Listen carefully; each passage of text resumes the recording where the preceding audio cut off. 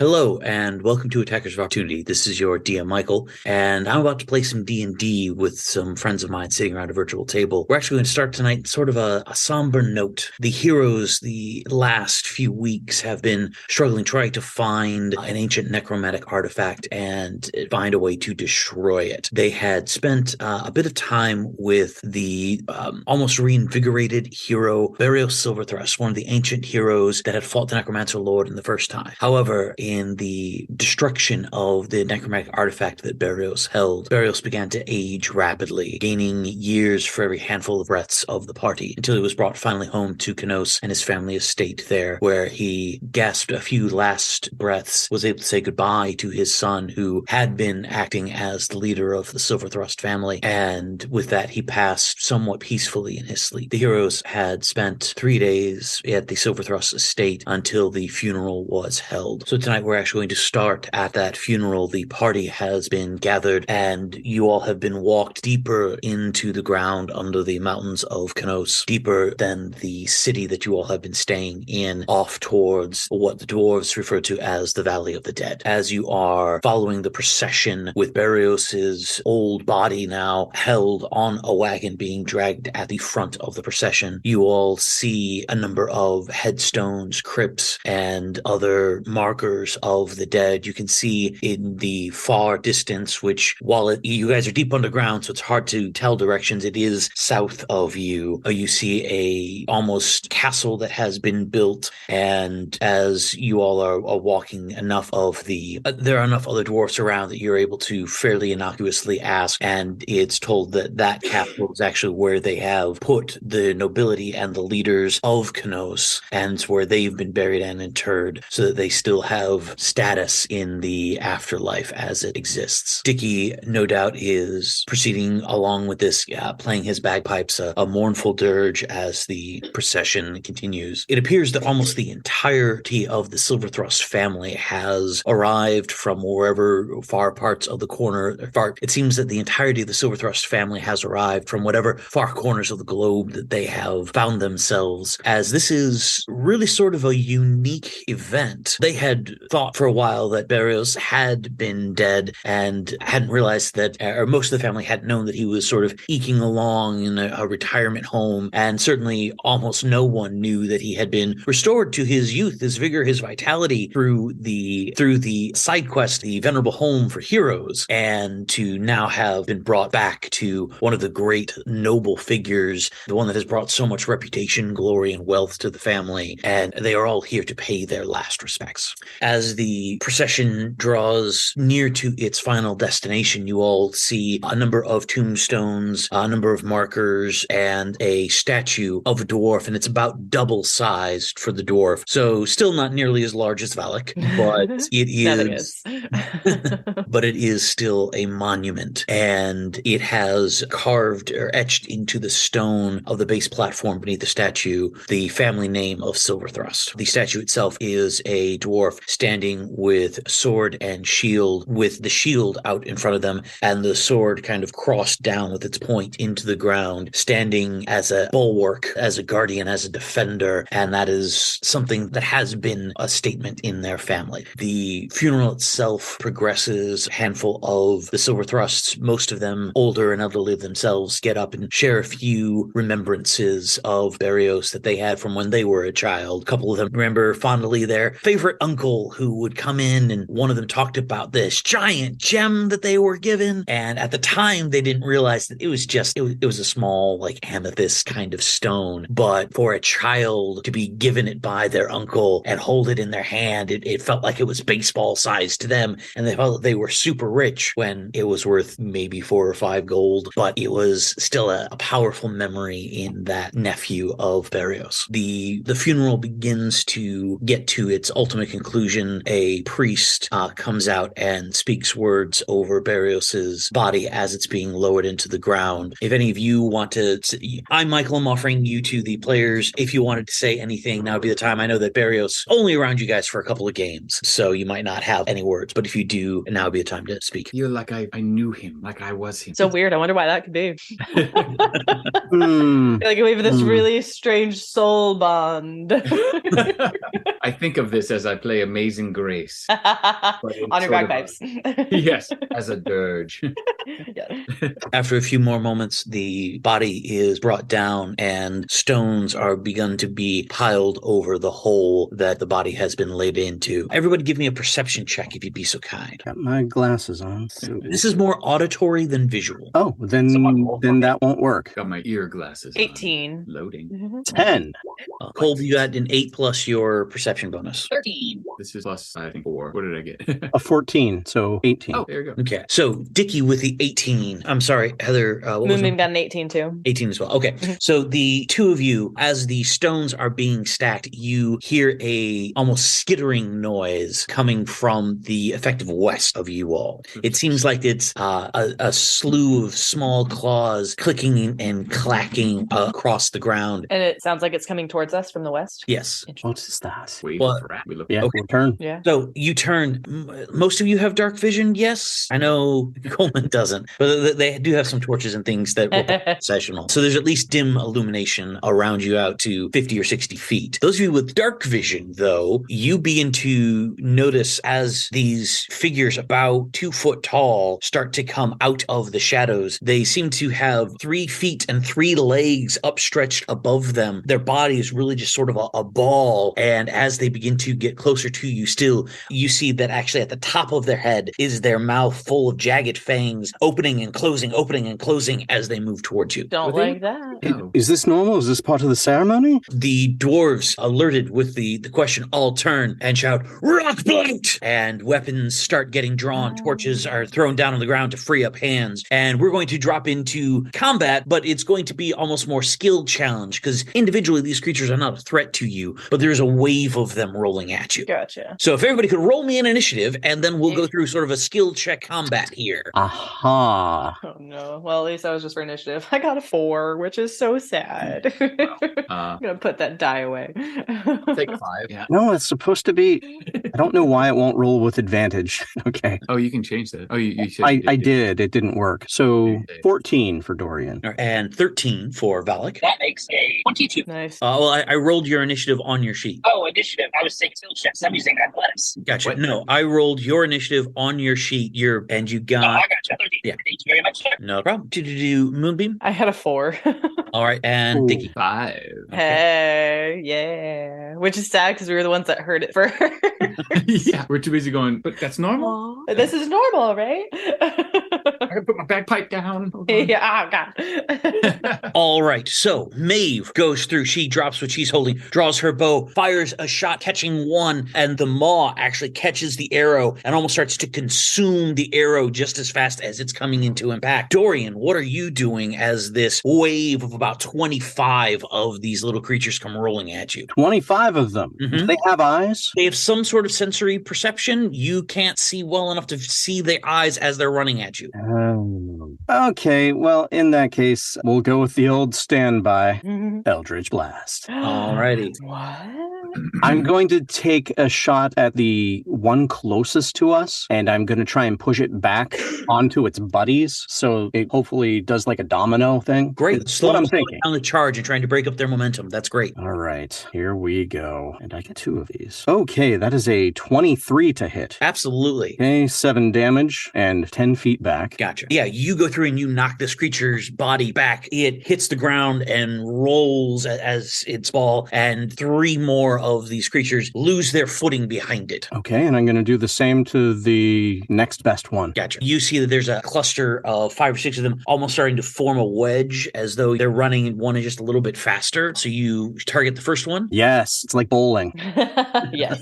17 to hit. Totally hits, and you again break up that little formation of these rock blight creatures as they've come rolling at you. You got a little bit of distance as they're coming in. Valak, is there something you'd like to do on your turn as these creatures are rolling at you? Now, how large are they? They're about 2 foot tall each, foot and a half wide. Tell you what, though, if you roll me a intelligence check, and by which I mean I guess I'm rolling the intelligence check for you. You got a Wait, 15. roll. You got a Okay. 15. 15 intelligence. I am very small. I am the most intelligent. Yes. These things sure look like miniature versions of things that you have seen in your visions before. If you Like the creatures that steal from the bubble game rocks. Yes, but even more so, the vision you had where you fought yourself in the shadow of a Titanic beast from the beginning of the podcast, like episode 15. It's his baby identity. Yeah. So you recognize them, although these are pint size. They're running at you. They are closing the distance quickly. What are you doing to either protect the rest of the participants here in the funeral or go out and stop these creatures? Malik would not be wearing the great sword taking to funeral. It would be appropriate. So Malik can sanctuary. Balak is casting Sanctuary on himself? No, on the funeral participants. I know it's supposed to be like one person, but can we call it an area to just check the funeral people? Okay, yeah. If you want to like start casting it on like the person who's closest to this, or maybe the priest, since the priest is likely not armed in the situation, you can start trying to protect the dwarves by casting Sanctuary on them. Yes. Oh, yes, that's what Malik is. Excellent. I don't think there's actually any roll or check. So if you're using the spell, you're using the spell. So great. I have defeated your sister. All right, Dickie, these creatures are now 10 feet away from you or so. What are you going to do to help either defend or attack them? The most inappropriate thing I can think of, which is Oh, God. Always. Spirit Guardians. So the ghosts of all the these ghostly dwarves just appear out of the ground in the cemetery. Yeah, And, roll me a d20. I love it. Do they all look like Berios? I was thinking of, dwarves and dead people, and it just happened. Did it roll 16? No, that's not it. Yeah, 16. Yeah, 16. 15. Yeah, the spirits that are called up around you almost start rising from the graves as though it is the spectral images of bodies climbing out of graves, and they all swarm to you and form out like a phalanx around you and the dwarves around you as well. So yeah, these creatures are either going to come in and be stopped, or they're just going to flow around you, so you're able to protect some of the other participants in the funeral as well. Within 15, I get near the family. Yeah, that's great. Moonbeam. Finally, oh my god, I could have protected these guys. I'm gonna throw up Wall of Fire, which is 60 feet long, and it's just hot on one side, and we're fine. And we're fine. It's over. Yeah. So the phalanx of the ghosts pop up. They set themselves to protect the family and some of the other funeral goers who are not armed or armored at this point. And just as they set themselves ready to take the charge of these rock-like creatures, this wall of fire erupts in front of the phalanx. The heat wave just rushes towards these creatures. 4 or 5 of them just char out of just exposure to the heat. But there are a few that were slower, that had been slowed down a little bit, that were moving off to the side a little bit, and they begin to start moving around the wall of flames. But you all are not going to get attacked this turn by them, because now they have to move around the wall. However, several of the dwarves start going through, and they've been making ready. Some maces come out, a few daggers start popping up in people's hands, and they begin to almost group themselves. And maybe it's by like subfamilies. They're all Silverthrust, but Edgar and his family all grouped together with a couple of them with various weapons. One of the dwarves tries to reach over and break off one of the chunks of wood from the funeral wagon so that he has a club, and they kind of drop into a bit of a defensive stance. Berios' son, who was the older dwarf that you all had met back at the Granite Slab restaurant, he starts to charge forward through the ghost phalanx around you, sees the wall of flame now in front of him, and he says, "Bah, you peoples and your magics," and he jumps through the wall of flame to go and attack these things. Well, I mean, Nice. it's on this side. Oh, wait, but once he gets to the other side. Once it gets to the other side, it'll hurt, but But he's going to continue to move beyond at least the initial heat and burning of the fire. He is separating himself, and he's going out there. Tell you what, I'm going to give a quick roll here just because I feel like it. Yeah, 4 other dwarves, 2 men, 2 women. Those have been operating sort of almost as the honor guard that had their weapons and their armor on this whole time. They do the same kind of run out through the wall of flame to follow effectively who's now the head of the Silverthrust family. And seeing through some of the gouts of flame, you see them begin to open up with sword and axe against a couple of these creatures. Yeah. You all are doing a fantastic job of protecting the family. However, even with half of these creatures mowed down, there's still enough to start harassing the rest of the funeral goers. So starting back up at the top, Dorian, there's now down to like 13 of these creatures, and they've sort of split 6 in one group, 7 on the other, as they try to run around the wall of flame. Do you have any actions you'd like to take to protect protect the family or attack these creatures. Okay, fine. I will throw up wall of light around the 7. Okay. Yeah, they are going to recoil in pain from that as the bright light erupts. Is there actual damage, mechanical damage with that? Okay, so let's see here. Yes, there definitely is.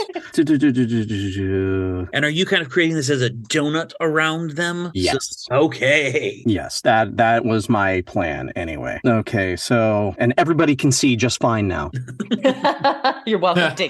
By the way, there they are. out to 120 feet from the wall. Yeah. When the wall appears, each creature in its area must make a Constitution saving throw. The save is a 17. These creatures actually do have pretty strong endurance checks, but they fail with a 2 on the die. Oh, man. Oh. Unfortunately, they are all now blind. Nice. And they all take 4d8 radiant damage. Hell Okay, yeah. so all 7 of them are just going to get smoked. Oh, they're gone. Yeah, you just the light burns into them. Since you now have created bright light out to 120 feet, I'll even give you a quick check. Roll me perception with advantage since you said you were wearing your glasses. I am. Not that it will roll that way, but that's okay. I'll just do it twice. Okay. 19. Okay, with your 19, you actually see in the distance, and it's even beyond the bright light that's coming from the wall, but you do see the spot where you can see some stone wall on one of the valley walls of the area, and where you would expect to see the occasional still piece of rock or outcropping catching a little bit of the light. There is a about 15-foot, mostly circle of just inky blackness in the wall, as though there is a tunnel that leads somewhere deeper.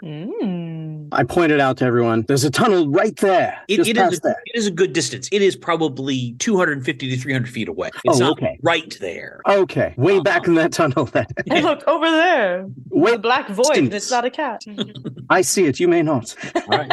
Now it is Valik's turn. There's only about 6 of these creatures left because you guys have been so effective in combating them. And they are kind of running around the side of the flame that would actually take them towards the priest that was giving the last rites to Berios' body, and also the only partially filled grave that Berios' body is in. Rude. Kolb, if you are talking, we cannot hear you. Oh, connecting to audio. Oh, Yeah. Oh, he's back. You're on mute, Cole. It's your turn.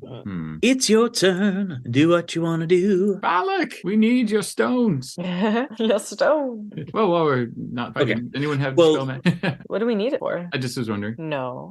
Okay, I'm choosing spells, trying to decide what to get. Oh, no. Do I have it? I I'll do. triple check, but I do not. I have Dispel Magic, but I can good. I can only use it like once or twice. Well, yeah, but Well, Mine either burns shit to a crisp or like will give you some help. so we'll just, because now we've lost Kolb, hopefully we'll be in a second. oh, he's all gone. Oh no. Ooh. What would Balak do? Exactly. Well, if Valak gets distracted, Moonbeam has a way to take care of these 6 fuckers.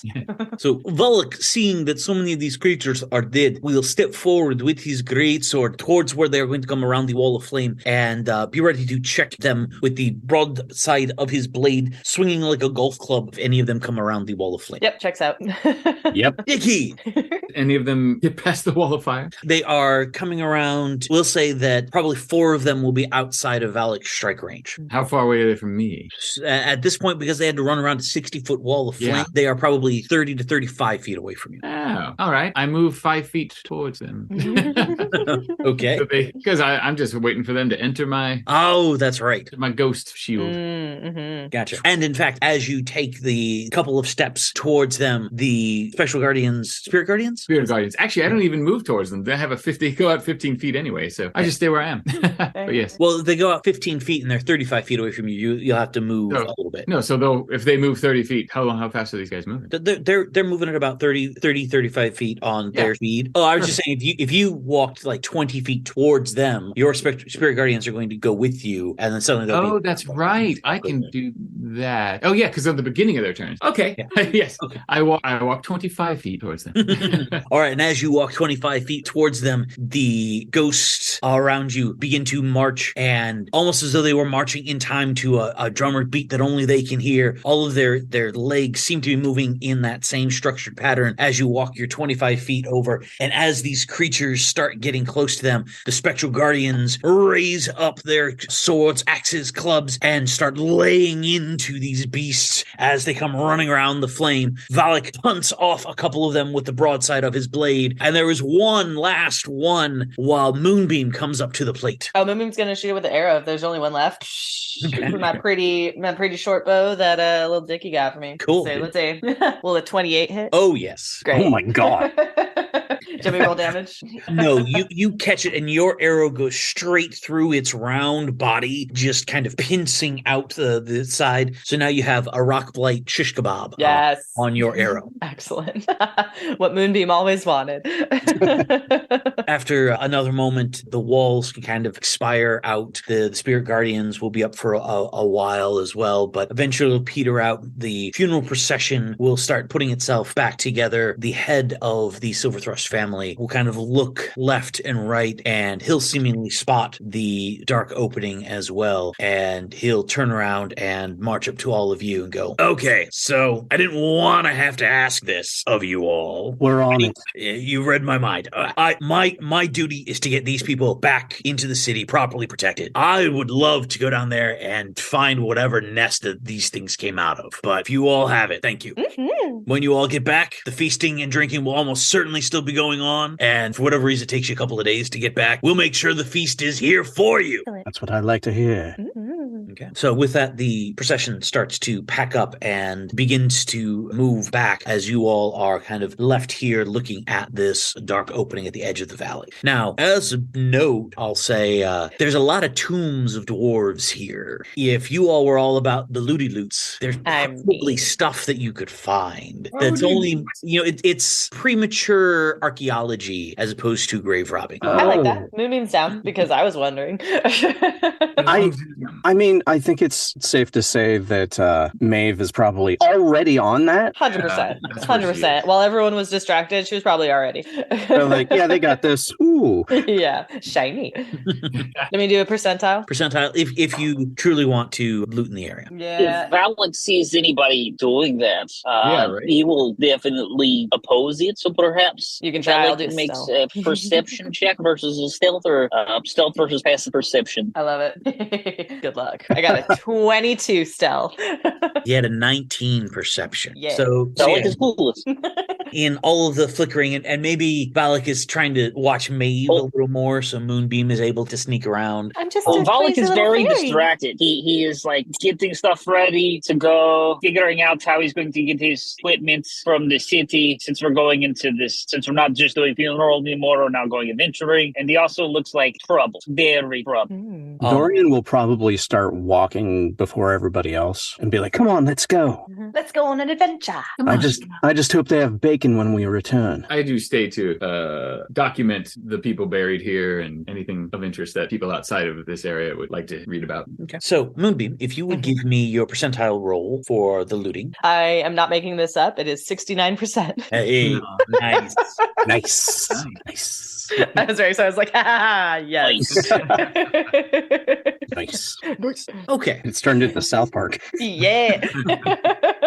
Nice. I'm trying to think of what would be a good pixie-sized item. Do you have armor at this point? I have armor, and then I have 2 like good rings of defense kind of things. And then let's see, I have the pouch of holding for liquids, and then I have the cool short bow. Yeah, Okay. that's about it. I mean, yeah, you know more about items than I. Gotcha. You hunt around a little bit, and one of the grave sites, 45 feet or so away, has a small bowl in it, and it looks like there's just a little flame burning in it. And as you kind of fly over in the area, though, you actually see that there is a feather in the bowl, that it itself is burning and creating a little bit of light. But in the few seconds that you watch, the feather seems untouched by the flame, as though perhaps the feather itself is what is emitting the flame. Oh, is this a phoenix feather? Well, I mean, you don't know if phoenixes exist in this world. This is true. no one has Moonbeam asked that has no question. idea. Can I do Roll a? arcane or You do Would it be a nature or an Arcana? arcana? Okay. I got nat 20. Yes. It's 25 total for Arcana, but now 20, baby. You have seen in the Feywild creatures of earth, air, fire, and this feather strikes you as the tall peacock feathers of a flame peacock. Ooh. And you go through and you know that these are highly sought after. They are very rare. And there are Fey that will trade multiple favors, that will give up large amounts of treasure just to obtain one. The power of these creatures, the power imbued in these creatures' feathers could either be used as part of rituals and spell casting, or the item itself could be spelled and transmuted into powerful magic artifacts. Oh yeah, that's exciting. Okay. Hell yeah. Let me write that out. Okay. Fine. Moonbeam is thrilled, but trying to hide it. She's tucking it into her little pouch. Okay. A little sweet comes out of nowhere.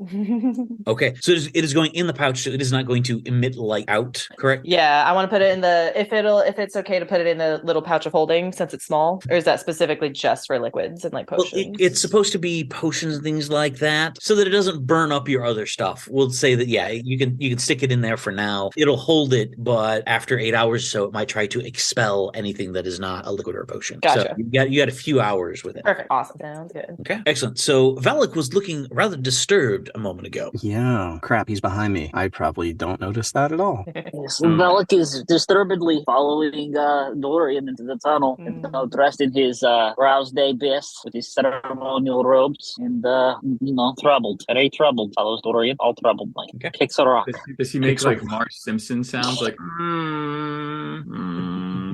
I love the idea that he's just saying it out loud. He's just like, Valak is very troubled, very troubled. Being so subtle about it. Probably Valak is being subtle right now. Yes, like a sledgehammer. Yeah, exactly. Yes. Subtle. If your sledgehammers are subtle, you can hit softly with them, or you can pound hard with them. They have layers, you know. Dorian will stop and just look at Valak. Hey, buddy. Yes. I understand you may be experiencing a bit of troublesome feelings. Yes? Yes, I feel very guilty. Okay, about what? All these people, the people at the funeral, the beautiful ceremony was interrupted by baby titanic beast monsters that were after me. My presence disturbed the ceremony and it is saddening. You think they were after you? Of course they were after me. Oh, yeah, you're going to ask. You're definitely going to ask. Why do you think that? Well, because their sire monster, the titanic beast from whence they came, is after me. It haunts my visions. It was there when I fought myself. When you fought yourself? Oh, yes. Oh, is this when you nearly died? Well, you might call it that, one who has never grappled with death himself. I was nowhere near dying, but I did feel the breath of the afterlife upon my cheek. Sure, we'll call it that. Fine, but maybe don't alert these things that we're on our way. Well, I won't tell them, of course. I am going to be subtle in my sneakiness. I will stealth along. I will try not to have any more visions. Dorian is just giving him the most skeptical look you can imagine. It is quite curious, though, that they would come from deep within the bowels of the earth when the titanic beast monster that birthed them is so large. It is the size of mountains, and yet here we are inside the mountain. They descended upon us in a sword. As we're having this conversation, I'm waving everybody else by so that Valak is in the back and not giving the whole party away. Love it. Okay. But I'm like focused on being concerned with his mental well-being and just doing the other thing kind of subtly. Okay. Like a sledgehammer. What's that? Subtle like a sledgehammer. Yes. Exactly. Yes. A layered sledgehammer of onions. Brings a tear to the eye. Yes. I don't know, a sledgehammer made out of onions, so that's just dumb. But I'm changing. Okay, you all are. No, it's just the roots of all tools. The light bulb went off there. It's a root vegetable. An onion is a root vegetable. An onion sledgehammer is the root of tools. No, I said the light bulb as Bulb. the onion bulb. Yeah.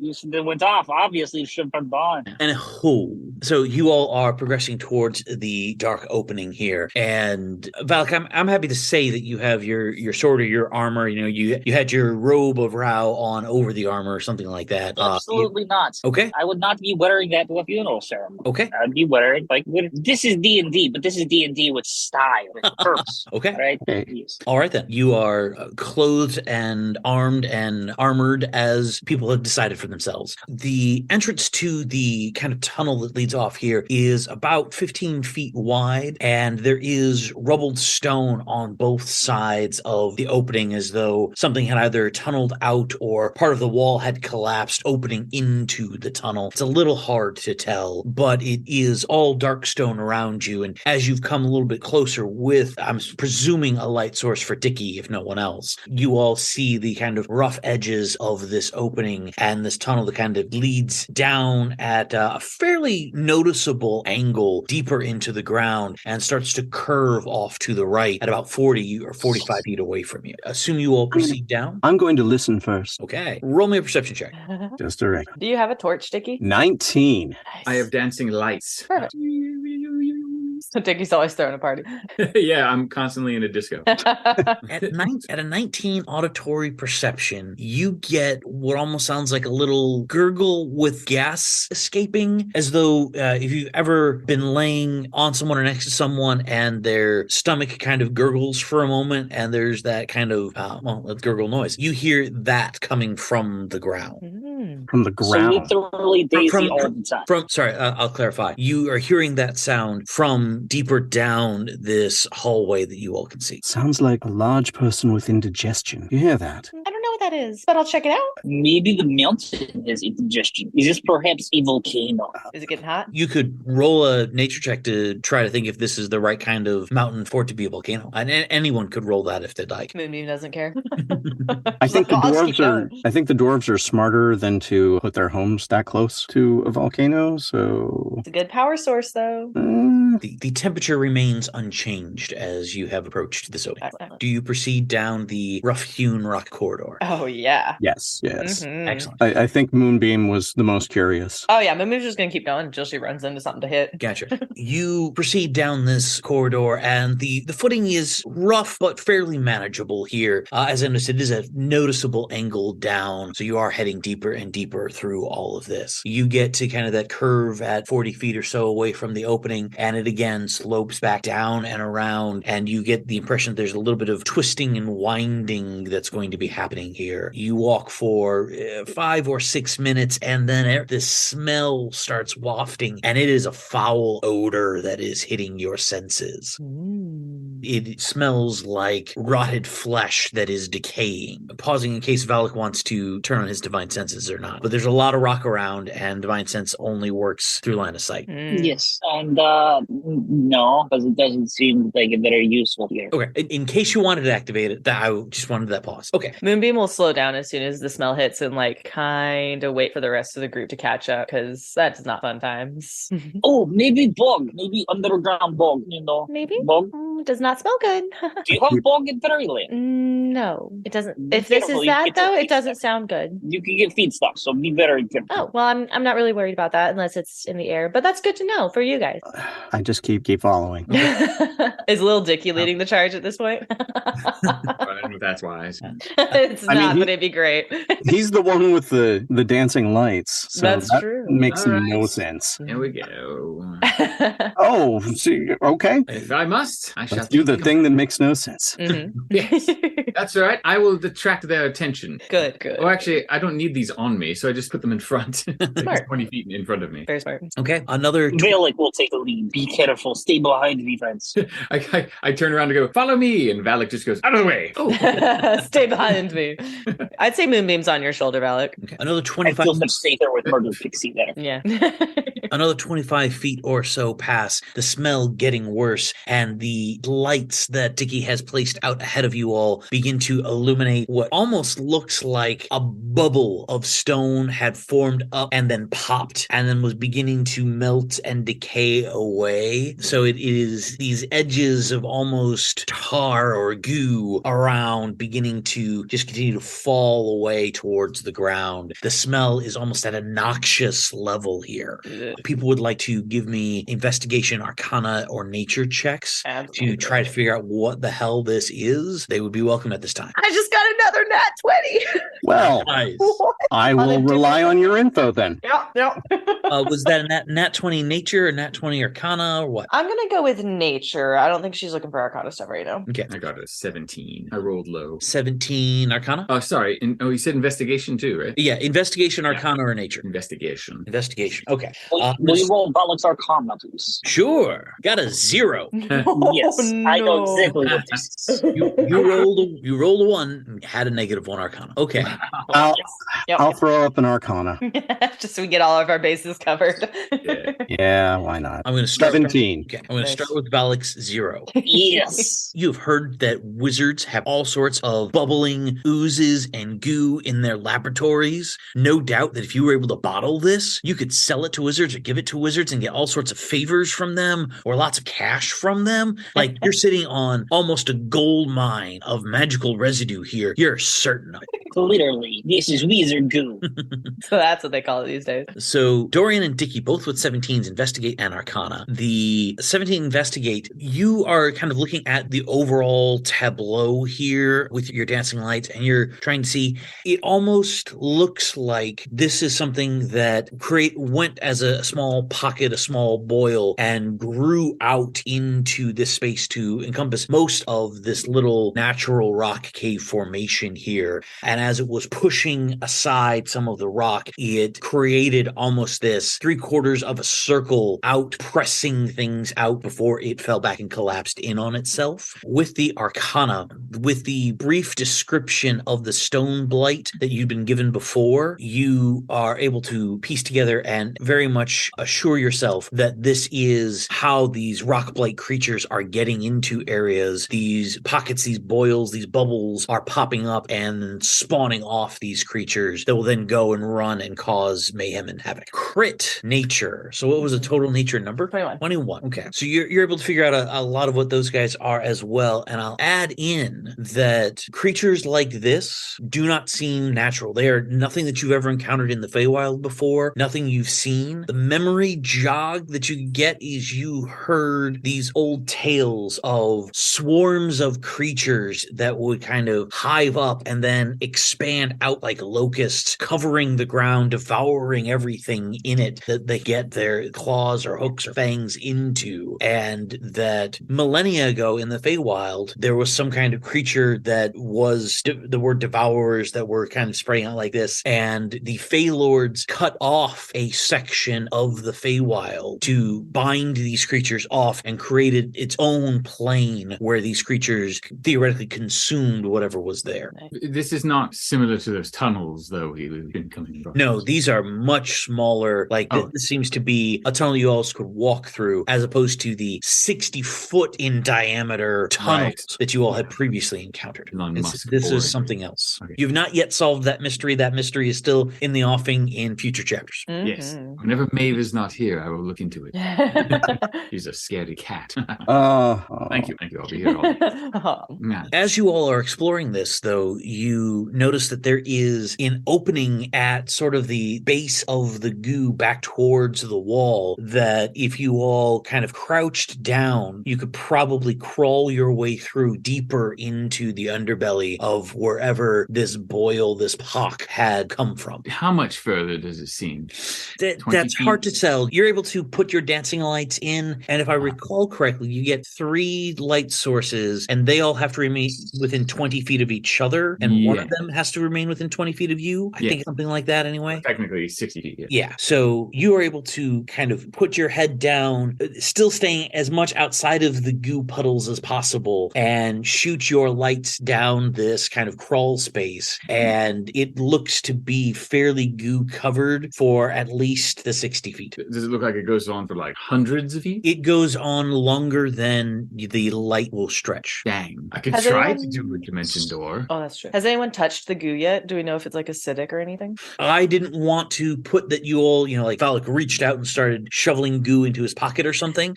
Maybe he did. He can get a lot of money for it. I feel like that's planned. Okay. So I figure at this point, no one has touched the goo. Great. No. Valak? No, I planned that does not. It's for I got to tell the dwarves when we get back to the village, on the down low, the Silverthrust family. You can make a lot of money. You have very valuable goo. Right, very smart. I have a question. So we've gone down this tunnel. We've encountered this boil basically in the earth. Is there any other opening, or is this basically how the tunnel progresses? Is just down into this boil?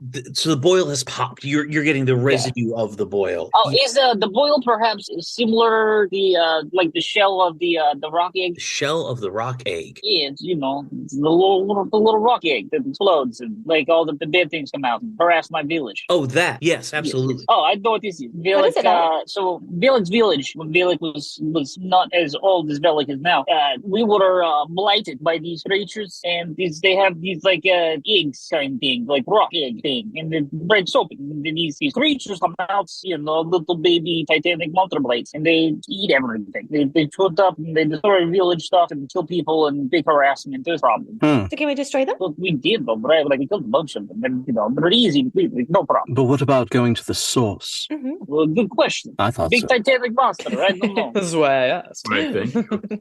But if you clear them out in the area, then maybe no more problem. Well, I think we did that, but it doesn't smell good, so there's probably more. I will say that they have been experiencing attacks. The dwarves were talking earlier in previous episodes. They had experienced attacks of these creatures in multiple parts of the city. So even if this boil erupted and spawned out these creatures, there are other places where they are coming from. So there is still some unknown, unnamed source of this. And the tunnel down would certainly be a way to continue to investigate, unless we wanted to run back and get stuff before possibly fighting big, tall, gigantic, Titanic creature thing. He's probably we probably need Mama. We must find Mother Monster. Right. Valak, maybe you'd want your armor, a sword. He's probably fine. He's got Last such time I big fought hands, big myself, fists. I didn't have armor or weapon, and I am much more blessed by Drow now than I was. Can anyone cast shield, perhaps, on the boy? I can protect myself. Don't you worry. Drow protects me. I will keep you all safe, rest. So first chance we find any kind of weapon or anything, we arm him. There's no problem, I promise. I will say, Velik, you are actually feeling very comfortable this deep in the mountain. This solid rock beneath your feet. You are feeling comfortable, calm, confident here, surrounded by the stone. Just like Mama Valagla used to raise me. Right. Mountains, source of strength. All right, so I'm going to try to clean some of this goo away. Okay. Prestidigitate up in here. Prestidigitation. Damn right. Prestidigitating. Okay. So you can spend a bit of time cleaning and prestidigitating yourself and the goo around you. There's a fair amount, and there's a lot of tunnel here. If you stop to prestidigitate everything, you're going to be very slow going trying to get down. You can get dirty, Dorian. Dirty Dorian. Dirty Dorian. It's just us. Dorian turns to Dickie. What? Help? What do you want me to do? Oh, well, argue for my side, obviously. Okay, well, yes. You really wish to get this muck on you? Well, you have prestidigitation. Just Well, shake how it about off. this? I will go first. And And some- then, women- yes, it's all right to my be dirty. rouse day best will get dirty, but then you can clean me off and sweep it. Right, good. We'll let the man with no armor take lead. Especially the Protect. biggest one. He's got armor of the faith. There you go. The shield of faith. I feel like Moonbeam might be a little ahead of Valak just because it's easier for her to get through because it's not You're that big of an fine. opening, right? Yeah. So she's not going to go too far ahead of the group because she is still a little wary, but she'll zip ahead a bit. Okay, excellent. Moonbeam is actually the only one that's not going to be encumbered in crawling and making their way through this, provided she's in pixie size form and not full size form. Oh, yeah. Valak, however, is going to have the most difficulty. I was going to give you disadvantage on strength checks to get through, but since you're not wearing your armor, I just need a strength check from you, Valak, to begin to make your way through this tunnel. It's all right. Valak is very strong. Oh, nat 20. And Ooh, he's just Valak like, has crit his strength check. Yes. Gone full Maybe- Rambo. Valak is very, very strong. Alex playing in it. Yeah. Mhm. It feels like home.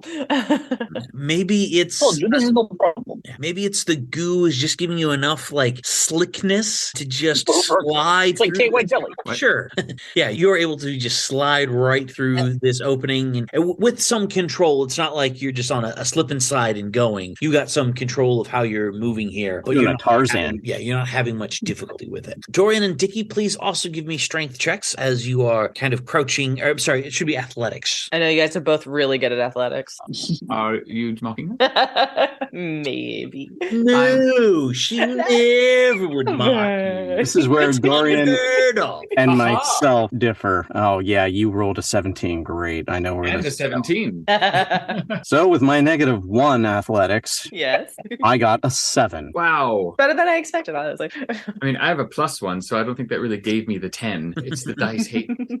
All right, so yeah, a 17 from Dickie. Dickie is able to make it through, kind of crouched over. Dorian, you're having a bit more difficulty with this, and maybe it's some natural aversion to getting dirty, so you I think that's it. Prestidigitation. Prestidigitation. You're Every step. Fancy boy. It's like picking the least dirty areas. And then a big glop just like falls on his shoulder. You hear a lot of, I wonder if What? this do is digested rock. Like, Ow. these creatures, they eat stuff, right? And they tunnel through the rock. The rock has to go somewhere. Perhaps this is... Oh no, you like, can't be serious. We're Yes, walking through yes. excrement. Yes. Oh, that sounds vile. like it. Oh, that's why it smells so Perhaps they- bad. Oh. It makes sense.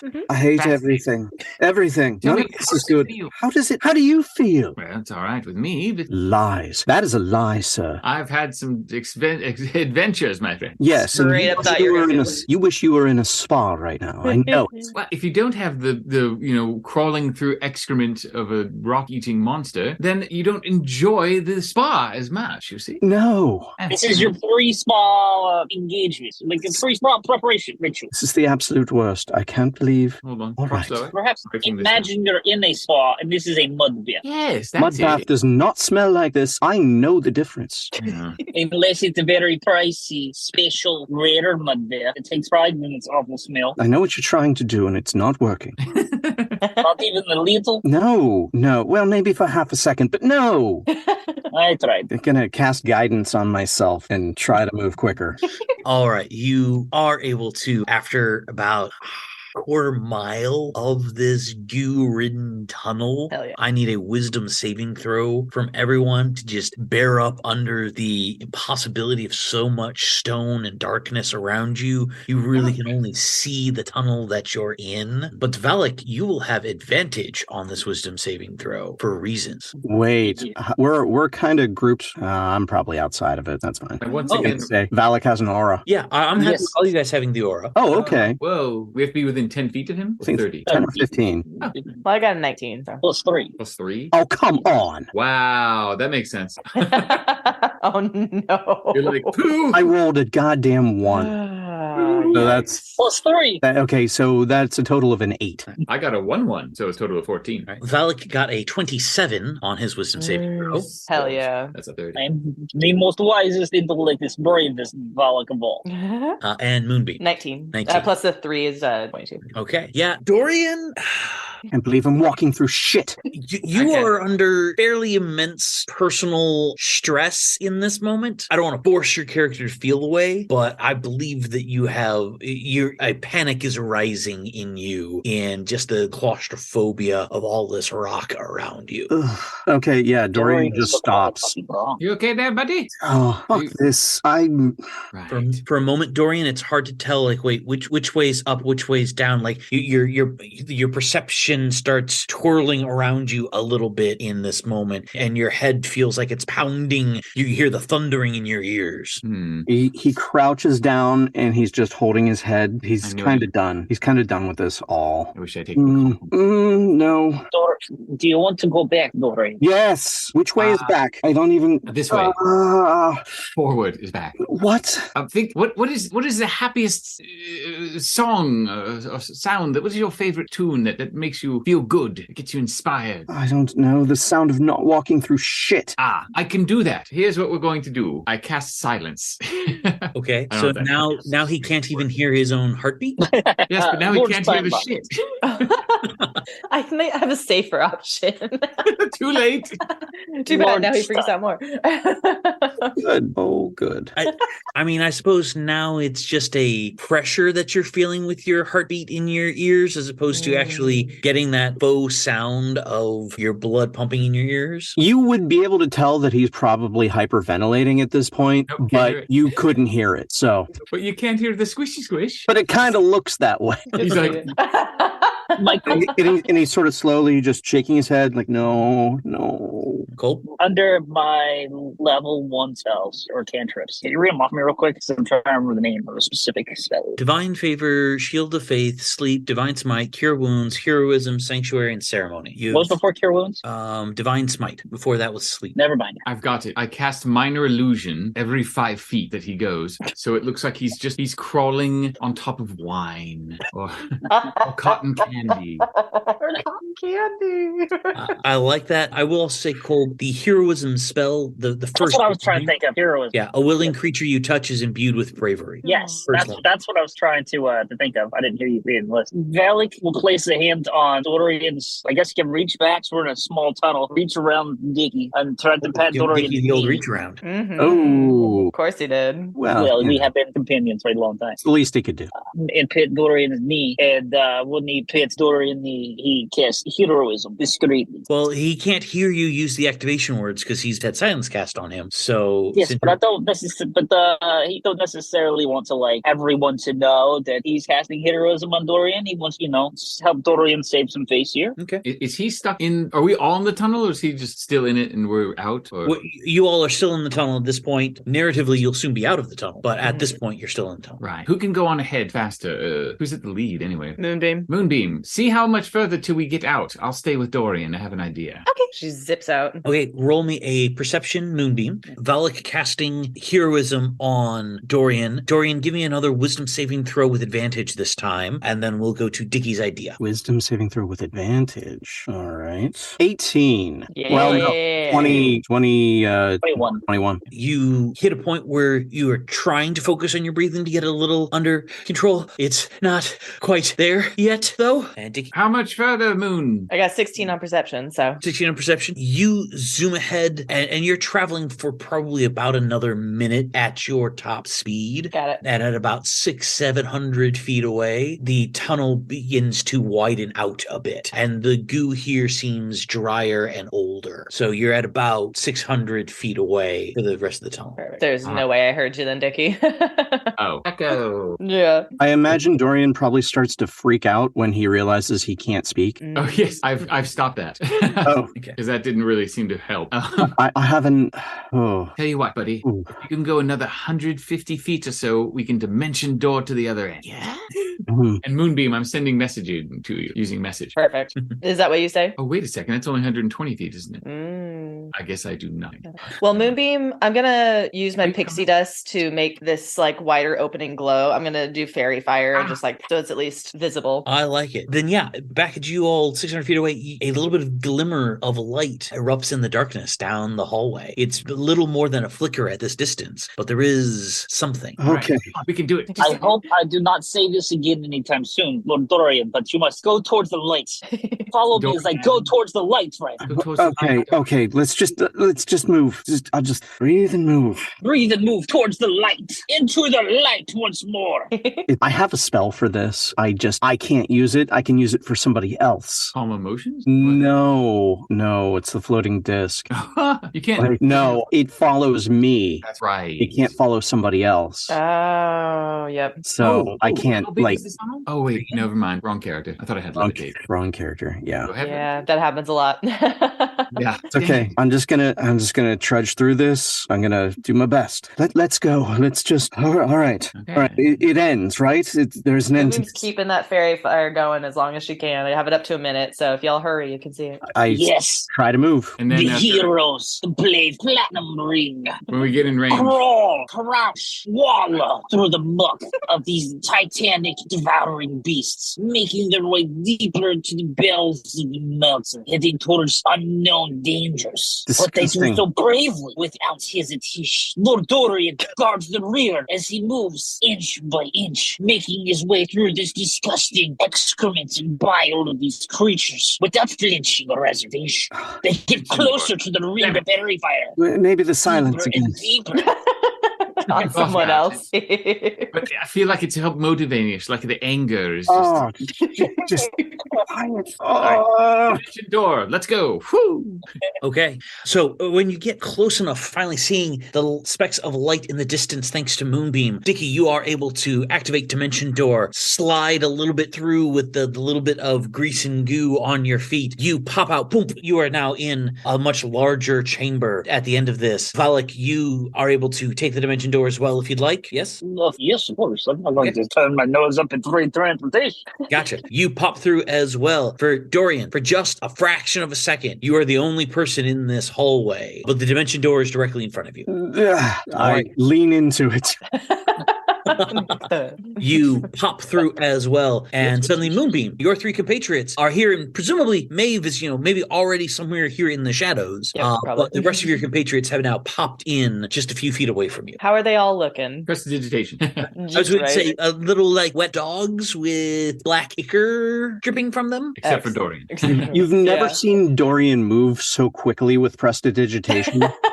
He's just like as soon as y'all pop out, she's gonna get kind of in the middle of all of you and just make it smell like flowers, so y'all can have a little reprieve from the nasty. It is lovely scent. Is it no perfume? Yeah, just because it doesn't smell good in here, so we just need a little break. Yes, that's it. A little break. Okay. Like pinky, like so, how little break? I thought I was going to lose the contents of my stomach. That would have been bad.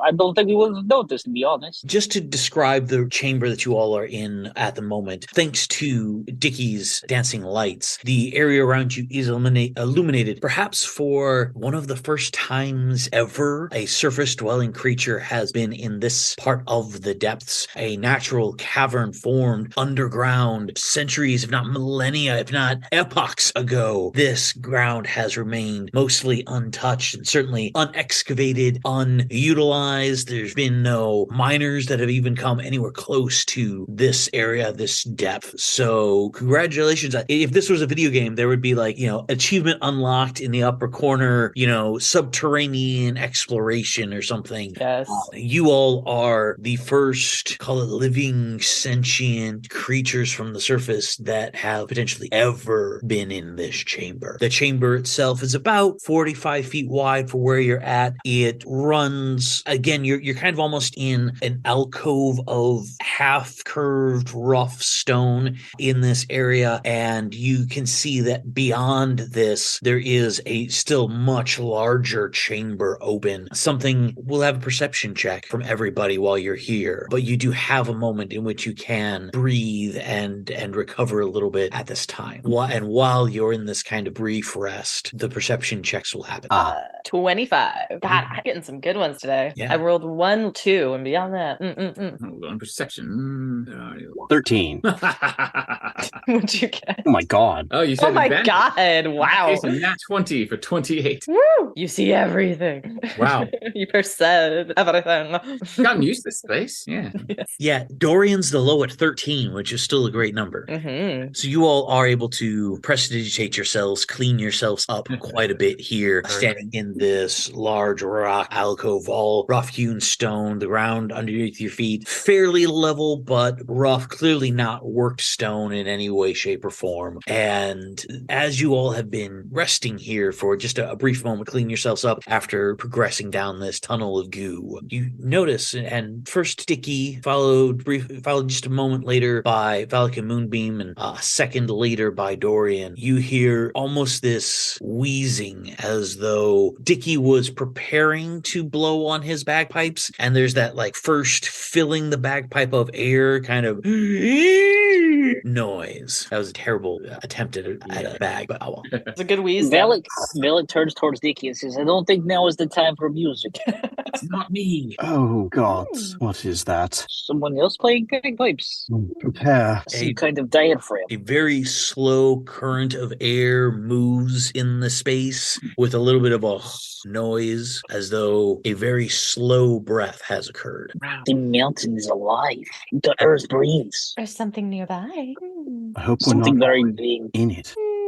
And Oh, like we just like crawled up someone or down, I guess, something's nostril. Maybe. And we are now like close to breathing six. This is just where it lives. This is a Yeah, very it's big split chamber. As you all look around and become more aware of this something here, you look deeper into the larger chamber. Real quick, if you look at the Roll20 map, I've placed Valak in a corner, and all of you will be starting in that same area, a sort of small side chamber off of the larger opening. Gotcha. Villa checks the rock and makes sure it's rock, not flesh or tissue. Right. You put your hand down on the rock-strewn floor beneath you, and it feels like rock. You put your hand against the wall, and it is all the qualities, textures of stone that you would be anticipating. Which it's legitimate. Why is that not working? Yeah, same here. I can't drag it. Yeah, I can't drag onto the map. I'll go to bio. Yeah, that's Oh, what wow, that's looking either. Yeah. Oh, wait, I got it. Did I? Well, I did just it. dropped you Yeah, I guys. see you guys on on there. there. Oh, he did it. Never mind. Yeah, wasn't us. Well, hopefully you all can control those now. Oh my god. Yeah. Is that a yes or a Nice. no? Does it sound like you know? Yes. How? Love it. So Cole, unfortunately, since you're not your computer, I have just shared the picture of the creature. So narrative time, as you all are in this chamber and begin to peer and move a little bit down towards where the opening into the larger chamber is, you see this titanic creature, this huge creature, easily 30 feet tall, 25, 35 feet wide, with 3 tree trunk thick legs sitting on the ground, a round body, this devouring maw reaching on the top of its head, one eye out each side right where the jaws come together, and 3 of these arms reaching out the size of each their own small citadel coming up from this creature's upper body. And you all can see this creature. You recognize that there is some beast here. It has seemingly at present not noticed you all yet. So if you want to have a round of prep before combat kind of thing, now would be the time. Captain Suitcase. Where did we leave him again? Blue guy. Oh, he's back way in the Yeah, he's been imprisoned at the Silverthrust, and they're keeping an eye on him for you. But how are they masking his presence? Presumably right before you all came down here, came to the funeral, you would have cast your spell of non-scrying. Right, 8 hours. Mhm. Okay, good. Right. Just want to make sure a spell had a... And we probably let the dwarves know that, like, hey, Yeah. you don't want an invasion, keep casting this spell. Yeah, and there would be some dwarven casters. There are even some dwarven casters in the Silverthrust family. They might be able to keep that up for you a time or two. Okay. Dorian, upon seeing that, will duck behind an outcropping and be like, ideas? Let's kill it. Yeah, dude, that's the thing we want to do still. Yeah, yeah. Right. It's a big, gross, smelly thing. Can we kill it? I don't think it sees us yet, but I mean, ideas about how to go about killing it. We drop Valak into its open maw, Yeah. stabs it from the inside. Or punches. Vanish. Punch his way out. All right, but how about realistic ideas? I believe it grows in power by violence. What? That's how it worked in my vision. When I was violent and invaded my darker nature, it would grow in power. But see, So- you're punching it to protect everyone else, so it's a good thing. Shit, unless my punches make it more powerful. So what are you suggesting? That we hug it? Maybe not, but perhaps it could be reasoned with. It could be, leave our plane, maybe be in the shit. I don't know. Right. Can anyone banish it? To another plane? I almost took that spell. So did I. Almost.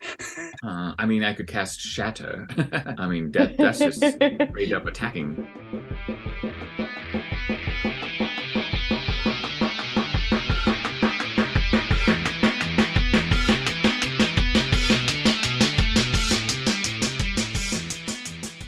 Thank you for listening to Attackers of Opportunity. We really enjoyed making this podcast, and I hope that you enjoyed listening to it. If you did, please go ahead and leave a 5-star review on iTunes or whatever platform you're listening to this podcast on. Also, you can find us on Instagram at Attackers of Opportunity. Have yourself a great day, and we'll see you on the next episode.